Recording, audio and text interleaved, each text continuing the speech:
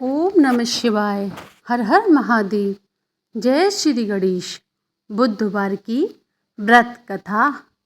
गृह शांति तथा सर्व सुखों की इच्छा रखने वालों को बुधवार का व्रत करना चाहिए। इस दिन नवजात शिशु के हाथों से करवाए गए कृत्य से समस्त मनोकामनाएं फलवती होती हैं। बुधवार की व्रत कथा। एक समय एक व्यक्ति अपनी पत्नी को विदा करवाने के लिए अपनी ससुराल गया। वहाँ पर कुछ दिन रहने के पश्चात उसने सास ससुर से अपनी पत्नी को विदा करने के लिए कहा, किंतु सबने कहा कि आज बुधवार का दिन है, आज के दिन गमन नहीं करते। वह व्यक्ति ने माना और हठधर्मी करके बुधवार के दिन ही पत्नी को विदा कराकर अपने नगर को चल पड़ा।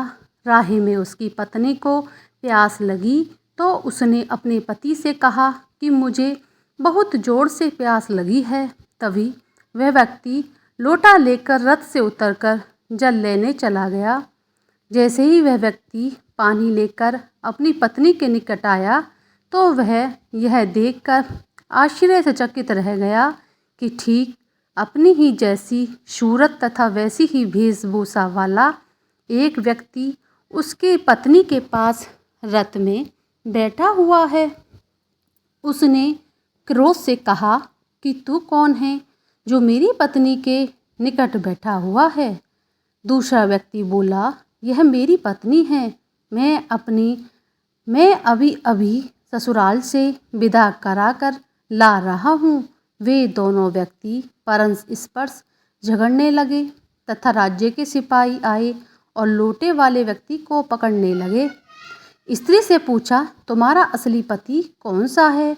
तब पत्नी शांत ही रही क्योंकि दोनों एक जैसे ही दिखते थे। वह किसे अपना असली पति कहे।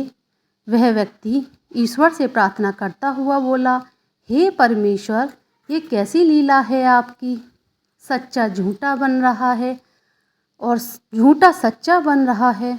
तभी आकाशवाणी हुई, अरे मूर्ख, तूने आज बुधवार के दिन गमन नहीं करना था, तूने किसी की बात नहीं मानी, इसलिए सब लीला बुद्धदेव भगवान की है। उस व्यक्ति ने बुद्धदेव से प्रार्थना की और अपनी गलती के लिए क्षमा मांगी। तब बुद्धदेव जी अंतर्ध्यान हो गए। वह अपनी स्त्री को लेकर घर आया तथा बुधवार का व्रत वे दोनों पति पत्नी नियम पूर्वक करने लगे। जो भी व्यक्ति इस कथा को श्रवण करता तथा सुनाता है उसको बुधवार के दिन यात्रा करने का कोई दोष नहीं लगता। उसको सब प्रकार के सुखों की प्राप्ति होती है। बोलिए श्री गणेश भगवान की जय। बुद्धदेव भगवान की जय।